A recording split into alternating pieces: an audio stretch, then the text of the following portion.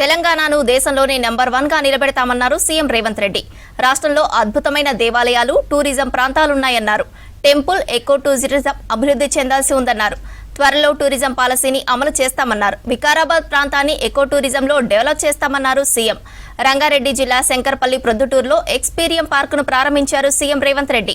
Park ప్రారంభోత్సవంలో మంత్రి జూపల్లి, సినీ నటుడు చిరంజీవి పాల్గొన్నారు. ప్రపంచంలోనే మొదటిసారిగా 150 ఎకరాల విస్తీర్ణంలో పార్కును ఏర్పాటు చేశామన్నారు. 25,000 జాతుల మొక్కలతో ఎక్స్పీరియం పార్క్ ఏర్పాటు చేశారు. ఎక్స్పీరియం పార్క్ అద్భుతంగా ఉందన్నారు సీఎం. 5 లక్షల నుంచి కోటి మన దర్శించుకోవాలంటే తమిళనాడుకో ఇతర రాష్ట్రాలకో వెళ్తున్నాం. ఫారెస్ట్లో ప్రకృతి సహజ వనరులను చూడాలి అంటే మధ్యప్రదేశో లేకపోతే ఇతర రాష్ట్రాలకు వెళ్తున్నాం. కానీ అన్ని సహజ వనరులు ఉన్న తెలంగాణ రాష్ట్రంలో ఇప్పటి వరకు ప్రభుత్వాల దృష్టి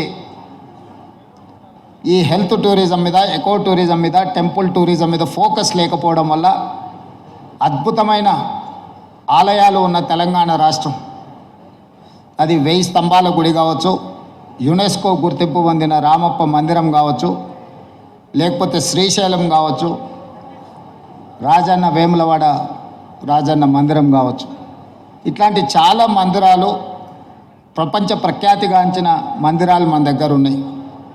ఈరోజు కవాల్ కావచ్చు, tiger reserve forest, Nallamala tiger reserve forest కావచ్చు, జూపల్లి కృష్ణారావు గారు ప్రాతినిధ్యం వహిస్తున్న కొల్లాపూర్ ప్రాంతం, నల్లమల అటవీ ప్రాంతం, కృష్ణానది జలాలు ప్రవహిస్తున్న ప్రాంతం, అక్కడ మందిరాలకు, అక్కడ ప్రకృతి సహజ వనరులకు కొదవలేదు.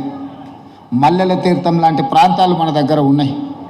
కానీ వీటికి ఇవ్వాల్సినంత ప్రాధాన్యత, తీసుకురావాల్సినంత గుర్తింపు తీసుకురాకపోవడం వల్ల మన రాష్ట్రంలో temple tourism, eco tourism, health tourism వెనుకబడుతున్నది. తొందరలో వికారాబాదు ప్రాంతాన్ని ఎకో టూరిజంలో పూర్తి స్థాయిలో అభివృద్ధి చెయ్యాలని ప్రభుత్వం ఏదైతే అనుకుంటుందో, ఒక అడుగు ముందు ప్రభుత్వానికంటే రామ్దేవ్ గారు వేసి ఇంత మంచి వ్యవస్థని ఇక్కడ ఏర్పాటు చేసిండు. తొందరలో ఈ ప్రాంతం యొక్క అభివృద్ధికి ఇది ఒక ప్రాతిపదిక అవుతుంది. అందుకే ఈరోజు ఈ నిర్వాహకులను, రామ్దేవ్ గారిని మనస్ఫూర్తిగా తెలంగాణ రాష్ట్ర ప్రభుత్వం అభినందిస్తుంది. ఇంకా రావాలి ఇట్లాంటి పర్యాటక క్షేత్రాలు. ఇదొక వ్యాపార కేంద్రంగా కాకుండా పర్యాటక క్షేత్రంగా కూడా రాణిస్తుంది అనడంలో ఎలాంటి సందేహం లేదు. రోజువారీగా ఎన్నో రాజకీయ కార్యక్రమాలలో పాల్గొంటుంటాం, కానీ ఈ కార్యక్రమంలో పాల్గొనడానికి ఒక ప్రత్యేకత ఉన్నది. ఈ ప్రత్యేకత రాష్ట్రం యొక్క ఆలోచనకు అనుగుణంగా ఉన్నది. ఈరోజు రాష్ట్ర ప్రభుత్వం ఏదైతే ఎకో టూరిజం పాలసీలో ఇలాంటి పార్కులు మేము డెవలప్ చేయాలనుకుంటున్నామో, రాబోయే రోజుల్లో ఖాళీ వరి పండించడమే కాదు, ఇతర కమర్షియల్ క్రాప్స్ వైపు ఈరోజు వనాలు, ప్రకృతి వనాలను పెంచడానికి కూడా రైతులను ప్రోత్సహించడానికి ప్రభుత్వం వైపు నుంచి ప్రణాళికలు ఉన్నాయి. వాళ్ళందరికీ కూడా ఇలాంటి వ్యాపార కేంద్రాలు ఉంటే రైతులు పెంచే మొక్కల్ని కొనుగోలు చేయడానికి అవకాశం ఉంటుంది. 1 కోటి మొక్కల్ని తెలంగాణ రాష్ట్ర ప్రభుత్వం పెట్టాలంటే ఎక్కడనో ఒకడ గ్రామాల దగ్గర ఆ మొక్కలను పెంపడానికి క్షేత్రాలు ఇస్తున్నాం. కానీ 6 నెలలు, సంవత్సరం పెంచితే అవి మేము నాటినప్పుడు 20-30% కంటే ఎక్కువ బ్రతకడం లేదు.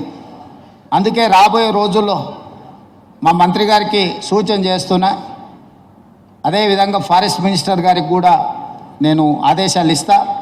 2-3 సంవత్సరాలు పెంచిన మొక్కల్ని తీసుకెళ్ళి నాటితే మొక్కలు బతకడానికి ఎక్కువ అవకాశం ఉంటుంది. కానీ మరి రైతు 2-3 సంవత్సరాల ఆదాయం లేకుండా ఉండాలి అని అంటే రైతు బ్రతకం కూడా కష్టమవుతుంది. అందుకే దానికి తగ్గట్టుగా ధర చెల్లించి రాష్ట్ర ప్రభుత్వమే కొనుగోలు చేసి రాష్ట్ర ప్రభుత్వం నాటే హరితహారం మొక్కల్ని 3 సంవత్సరాలు 4 సంవత్సరాలు పెంచిన పెద్ద మొక్కల్ని నాటితే అది ఒక్క సీజన్లో మనం కాపాడుకోగలిగితే చాలు, అది తప్పకుండా చెట్టుగా, వృక్షంగా మారే అవకాశం ఉంటుంది. అందుకే రాబోయే రోజుల్లో ప్రభుత్వం యొక్క విధి విధానాలను చర్చించుకొని వాటిని సవరించుకొని తెలంగాణ రాష్ట్రాన్ని ఒక ప్రకృతి వనంగా మార్చాలని, ఏది ఏమైనా రామ్దేవ్ గారిని మనస్ఫూర్తిగా అభినందిస్తున్నా. ఒక మంచి పర్యాటక క్షేత్రంగా దీన్ని తీర్చిదిద్దండి. ప్రభుత్వం వైపు నుంచి అవసరమైన సహకారం తప్పకుండా ప్రభుత్వం అందిస్తుంది.